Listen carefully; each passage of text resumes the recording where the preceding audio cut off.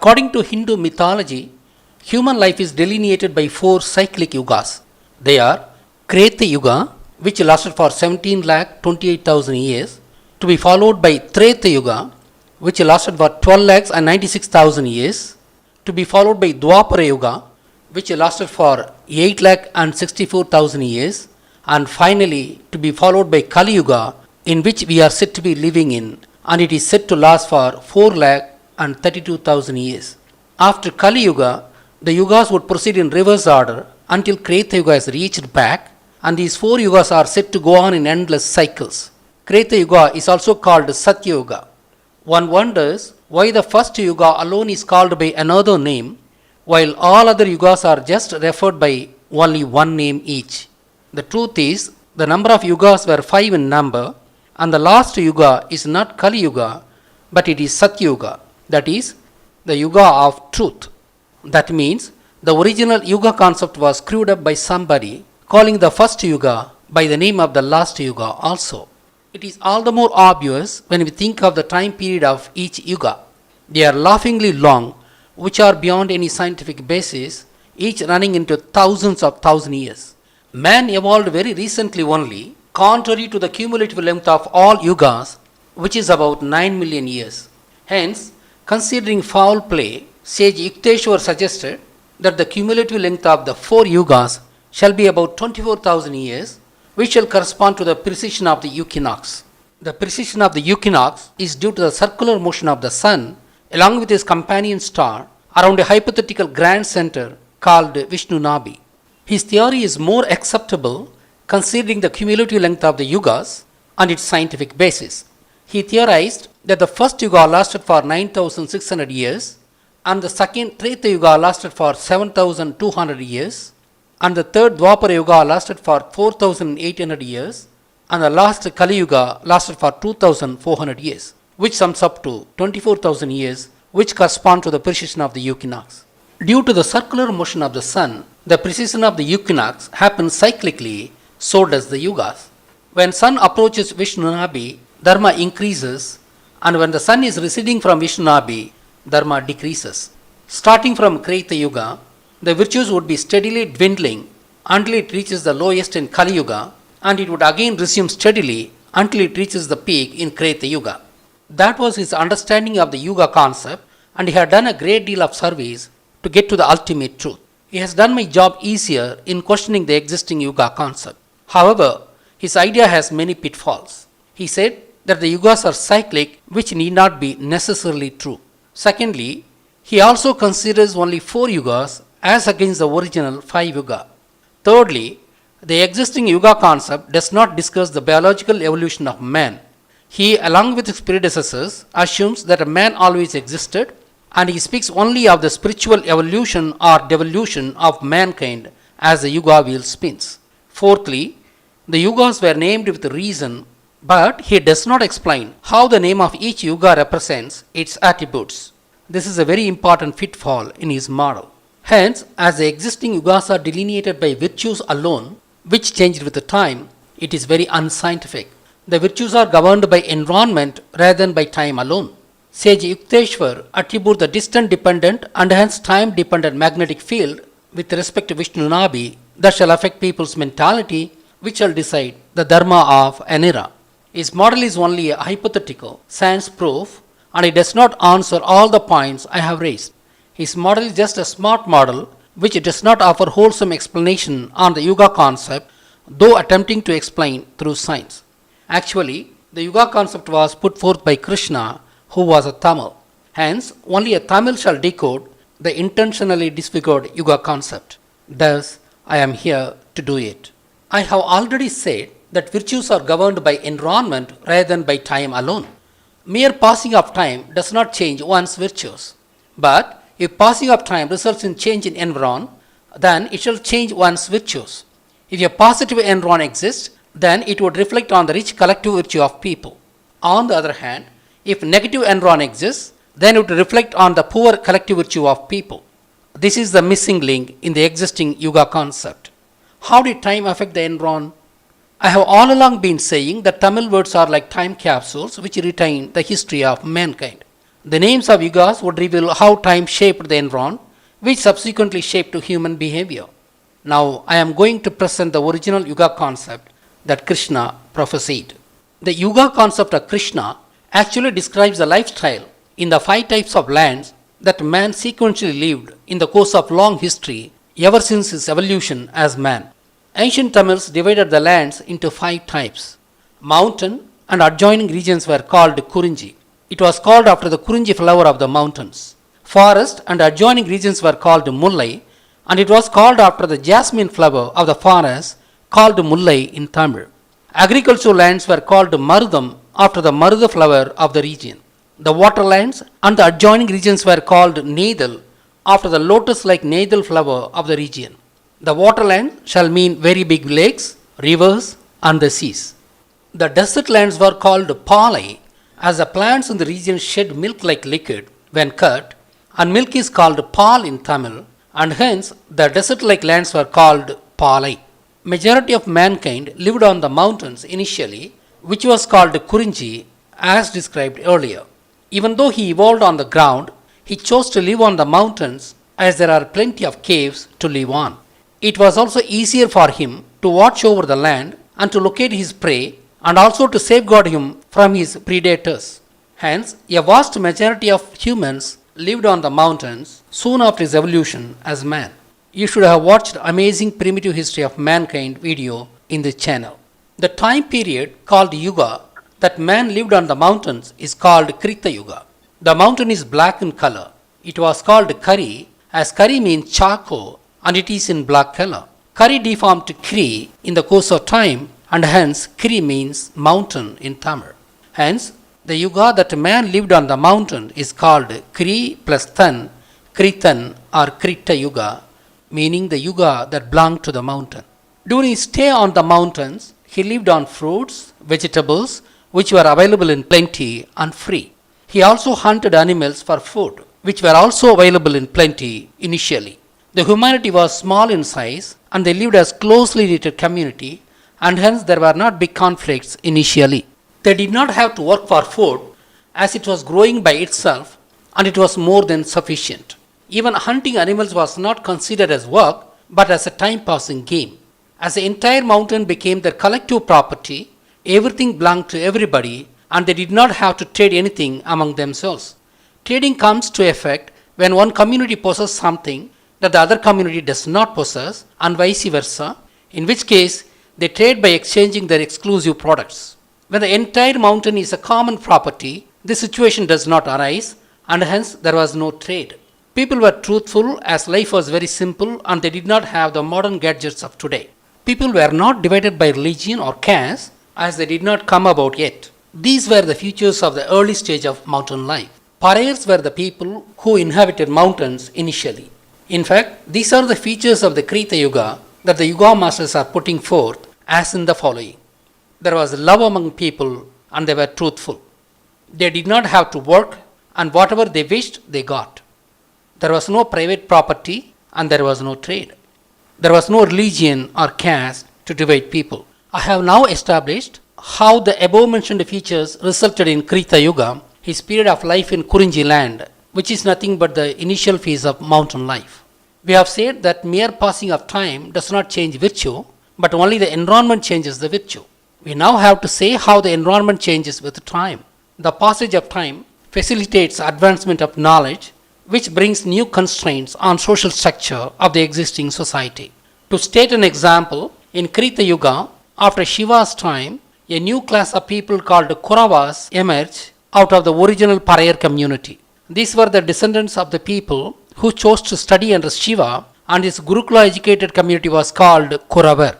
As time progresses, the population of humans also increase, while the natural resources sink at the same rate. Hence, with passage of time, available resources are quite short of requirement, and this results in conflicts among community members and the quality of life degrades. The people are then forced to move to other green pastures and to other possibilities in life.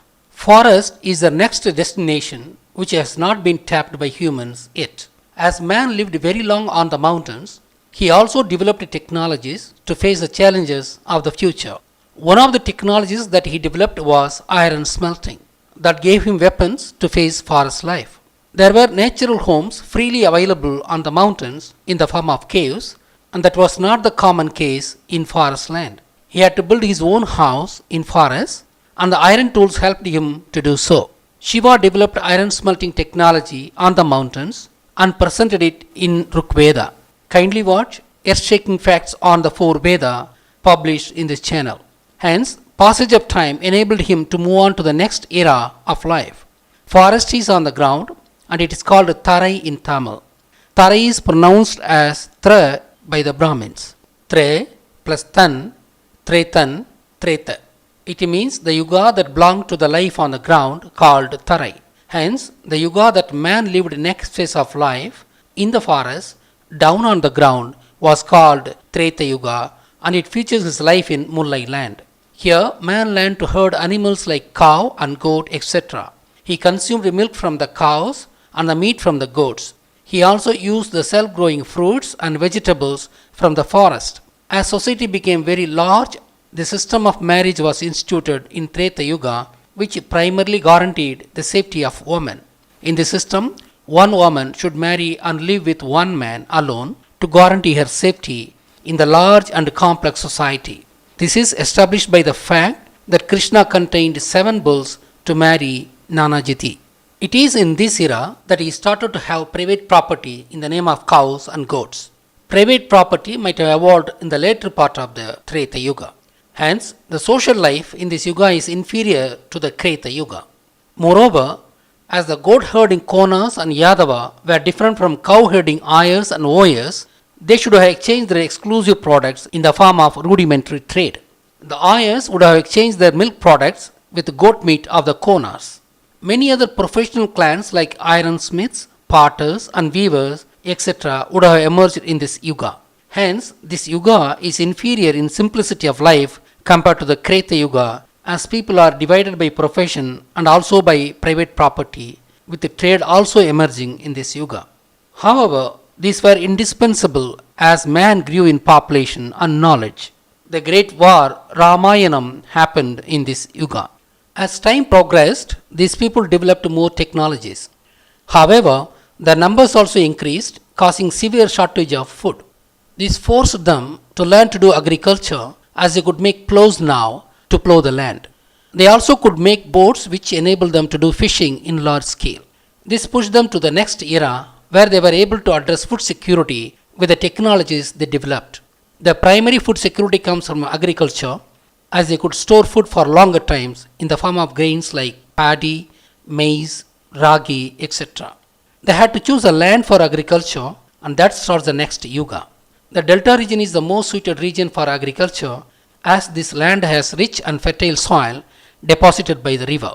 As the delta region is near the sea, and as agriculture does not require all the time, they could engage in fishing activity in the nearby seas in lean seasons of agriculture. Hence, in this era, people engaged both in agriculture and fishing activities. The sea was vast, and so was the agricultural land, and hence this era was called Dwapara Yuga. Dwa means 2 and Para means vast, and hence Dwapara Yuga means the yuga that man conquered 2 vast lands, the green lands and the blue seas.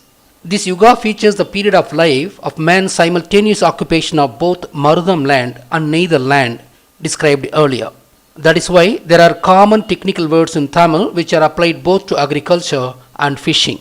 Mr. Orissa Balu has listed hundreds of such common technical words used both in agriculture and in fishing with the same or similar meaning. For instance, the word Velaichal, meaning harvest, is used both in agriculture and in fishing to refer to the yield. This proves that Dwapara Yuga did exist in Tamil soil. The Pandyas are the people who represented Dwapara Yuga. Their goddess Madurai Meenakshi is the goddess who again proves the existence of Dwapara Yuga in Tamil land. Meenakshi is actually Pachayamma, the green goddess, who is originally the goddess of agriculture. However, as ancient Pandyas were also fishermen at the same time, they called their Pachayamma as Meenakshi to refer to their fishing occupation in addition to agriculture. Meenakshi means the rule of fish. Hence, the goddess Meenakshi represented both agriculture and fishing. This very goddess is the proof of the existence of Dwapara Yuga in Tamil land. This yuga is characterized by hard work. Hard work is needed both in agriculture and in fishing. As this yuga is characterized by hard work, fixed asset called land had to be a private property. This is because the hard-working individuals cannot be providing for lazy people all along. Having lived an easy life in Treta Yuga, many people would have shunned hard work, which is very much required in agriculture. Hence, Kudumbam called family was formerly well entrenched in this yuga with the fixed asset land as private property. As agriculture became a complex process, many supporting professions emerged in this era. Even though art and culture was at its peak as a positive development, the society was actually fragmented by professional clans. This made life, though rich, very complicated. For instance, they had to marry within their own professional clan for convenience. Also, people had to work hard for food, they had to trade for commodities, and the simplicity of life of Kreta Yuga was completely lost in this yuga. It is in this yuga that Mahabharata war happened between the Pandyas of agricultural Marudam land and the Kauravas of mountain Kurinji land. We have seen that Kurinji Thinai characterized Krita Yuga, Mullai Thinai characterized Treta Yuga, Maruda and Neidal Thinai characterized Dwapara Yuga. Of the 5 types of lands, the 3 yugas that we have discussed so far covered 4 types of lands. The remaining land is desert land. The 4th yuga might represent this land. But there is no desert in Tamil Nadu. But the 4th yuga is called Kali Yuga, and Kali is obviously the desert goddess according to Tamil literature. To understand the link between desert and Tamil Nadu, we have to study Mahabharata. The yuga concept was proposed by Krishna. Krishna was one of the 2 main characters of Mahabharata. The other character was Saguni. The Mahabharata is said to have happened in Dwapara Yuga, and Kali Yuga is said to have commenced immediately after the death of Krishna. That means the yuga concept should have been proposed by Krishna himself. Only in Mahabharata that we encounter yuga concept first, and also Krishna himself utters the word yuga in Bhagavad Gita. The point to understand now is why the next yuga had to be called after Kali. Kali is the goddess of war and goddess of destruction. Krishna should have had a reason to call the next yuga after Kali. The Mahabharata war was initiated by a Kaurava community of the mountain region of Cheranadu. The gods of the mountain region were Shiva and Kali. Shiva was a god of both creation and destruction, but Kali is the god of destruction only. As the war was waged by the mountain people, Krishna should have declared the commencement of Kali Yuga on the day of the commencement of the war itself. But he did not do so, and that means Kali Yuga was not named after the Kauravas, and the Kauravas were decimated in the war, and they were no longer a force to reckon with. Hence, Kali should have referred to some other land. The only other land that Kali is associated with is the desert land. That means, could the desert land have contributed to trouble in Tamil land, which led to the war between Kaurava and Pandya? A good possibility indeed. We know that Sakuni was instrumental in the war between Kaurava and Pandya. According to Mahabharata, Sakuni is said to have come from another country. Why not he came from a desert land? That's a good possibility. I do not agree that he came from Afghanistan, which is the country pointed to by Mahabharata, and you would know why when I discuss further on Mahabharata in later videos. But he could have come from Sumeria or Anatolia of those times. There are many reasons for my conclusion. One important fact is the failed attempt to kill Pandyas by setting fire to the guest house they were made to stay, which was made of lac called Arakku in Tamil, exclusively for this purpose. The guest house at Varnavadam was exclusively built by Duryodhana under the advice of Sakuni by using lac as building material. But lac, called as Arakku in Tamil, is not a product of South India. It is a product of North India, and there is no record to prove that it was produced in India 5000 years ago. But we have proof to show that we did trade for amber, naturally available on the shores of Baltic seas, which was very cheap in those times. It is the resin exuded from the pine trees millions of years ago and seasoned by the sea environment. Amber is a product very similar to but superior to lac. Hence, the palace was built of amber, called also as jantar, and not of lac. Amber was primarily used as decorative material 5000 years ago, apart from other uses. It was used to make jewelry and to decorate houses. The palace shown is in Prussia, which is made of amber and gold. These two commodities were extensively traded by Tamils 5000 years ago. Saguni made an extraordinary palace at Varanavadam out of amber to show to the world how much they respected Pandavas, while at the same time using the fact that amber catches fire easily and burns quickly to smartly kill Pandavas. This proves that there was trade between Slavs and Tamils at the time of Mahabharata, that is 5000 years ago. This fact is confirmed by Dr. Hromnik, who says that there was amber trade between Tamils and Slavs even 5000 years ago. That means Sagni should have been one of the traders who came to Malainadu of Kerala via Musuri port of ancient Tamil land. The traders should have been of many races, but we know that Jewish people got into trade and banking long ago. The Jewish community has one unmistakable trait. They do harm to the people whom they are living with. Francis Bacon had definitely stated it 400 years ago through his novel The New Atlantis. This trait originates from the long-held idea that they are the chosen people of the God.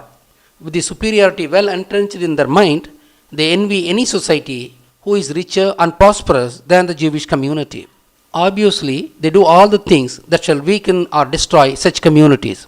During Mahabharata, Tamil land was the center of the world and rich in every aspect of life, namely fine arts, literature, science and technology, philosophy, religion, etc. Tamil land did trade with the east and west and was a trade hub of that era and obviously very rich in those times. During Mahabharata times, agriculture was fast spreading in South Tamil Nadu region of today. There were already 5 Pandya kingdoms based on agriculture. Owing to agriculture and trade, the Pandyas were very rich. The Ayers, that is the cow herders, were also getting into agriculture as they had bulls with them, and hence there was cooperation between the two. But mountain Kauravas, the conservative people who loved nature, opposed agriculture as it destroyed forests. The Yadavas were also with the Kauravas as they were losing pasturing lands for their goats when the forest was converted into agricultural land. Hence, Kauravas and Yadavas aligned in one side and Pandyas were on the opposing side with the tacit support from Ayers represented by Krishna. Saguni, who visited Tamil land for trade, learns of this friction and guides Kauravas into war so that the rich Pandyas could be destroyed. Krishna was very much aware of this scenario. He knew the intentions of Saguni. He knew that Saguni belonged to Jewish race and they worshipped Kali. A point related to Kali is worth mentioning here. Tamils worshipped 7 goddesses called Saptamada, as shown in the figure, conceptualized by Murugan Siddha 10,000 years ago. Even though Tamils worshipped Kali also, it mattered most only in war times. Tamils worshipped Saraswati as the goddess of wisdom. They worshipped Lakshmi as the household deity and Pachema as the goddess of agriculture. According to Tamils, Kali is the goddess of war and also of ignorance, as violence springs out of ignorance. As Noah left Tamil land during deluge and before the emergence of Saptakani worship, the Jews, the descendants of Noah, got stuck only with Kali, the goddess of Tamils, before deluge. Returning back, Krishna worked hard to outwit Saguni so that he did not succeed in his plans. Krishna could not prevent the war, but ensured that Saguni's plans did not succeed. Krishna was a great intellectual and smart politician who saved Tamil land from complete destruction. But he was worried about the future of Tamil land as it had to face many more Sagunis in the course of time. He feared the future of Tamil land after his times and hence proposed commencement of Kali Yuga after his death. But he was sure that Kali Yuga also would come to an end and people would abhor destruction and grow mature to pave for a world connected by love and sharing of resources, guaranteeing prosperous life for all races. Kali Yuga arose out of ignorance not only of the Jewish community but also of the world of people. The advent of internet has changed the situation. Truth is spreading all over the world, replacing ignorance with knowledge and truth. Truth is steering the world today and falsehood has taken the back seat. The world is slowly realizing that they are one people after all. Yes, the world has entered Satyuga when Mayan calendar ended in 2012. That's when the broadband emerged in a big way. I refer to Mayan calendar in more than one way. The duration of the Mayan calendar, which ended in 2012, was 5125 years, and hence it was initiated at about 3100 BC. Mahabharata also ended at about the same time, and Kali Yuga is said to have started subsequently by about 3100 BC. This proves that Tamils and Mayans were intimately connected at the time. Kindly watch my video Mayan Religion and its Tamil Connection.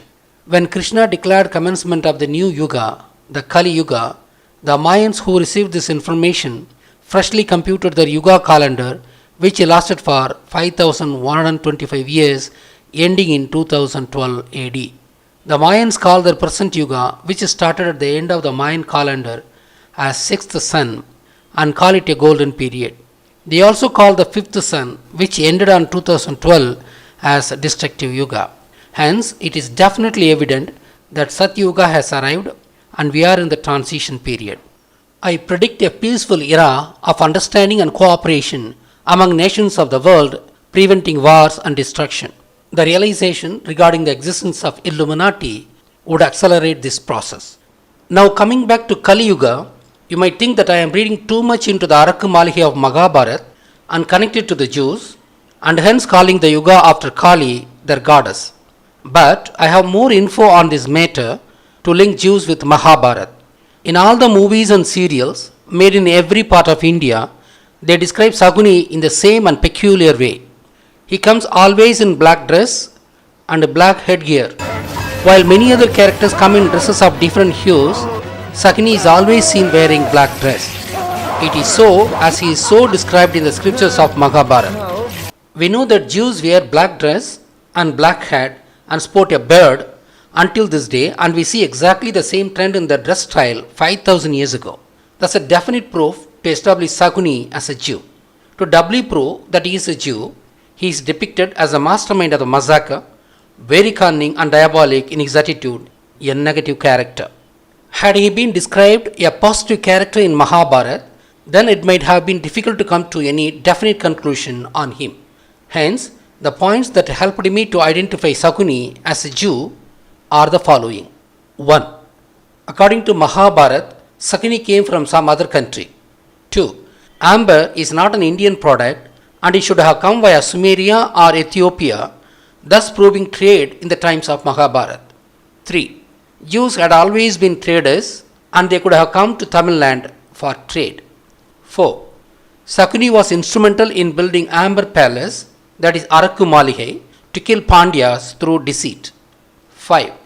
Cunning and deceit are the ways of Jews and they are the Illuminati. 6. The Jews are Kali worshippers and hence wear black dress, which is unmistakably recorded in Mahabharata through the constant black dress of Saguni. 7. The devout Jews sport a beard and Saguni is also sporting a beard, an additional proof indeed. 8. The Illuminati is known to destroy people by making them addicted to gambling, and even the stock market is nothing but gambling system created by Jewish corporations. And we all know that Rothschild, the Jew, made enormous money by shrewdly and illegally manipulating London stock market. In Mahabharata, gambling is used to destroy the opponents, and none other than Saguni did it, a definite Jewish signature. In this video, I have established that the Yuga concept put forth by Krishna actually depicted history of Tamils through the 5 types of lands they lived in sequentially. We also get one basic truth, that when we advance in knowledge frontier, we should equally advance in virtues and spirituality.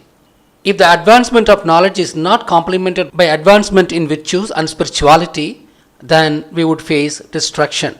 It is a simple and common truth. I believe that the world would appreciate these facts and conduct accordingly. I predict that the explosion of knowledge through internet would make humanity mature, and hence Satyuga would proceed, uniting people of all nations. And it should definitely happen. Otherwise, the 5 yugas would repeat as suggested by sage Yukteswar, or it might even take us straight to Krita Yuga back to start all over again if nuclear conflict ensues. It's a stern warning to humanity.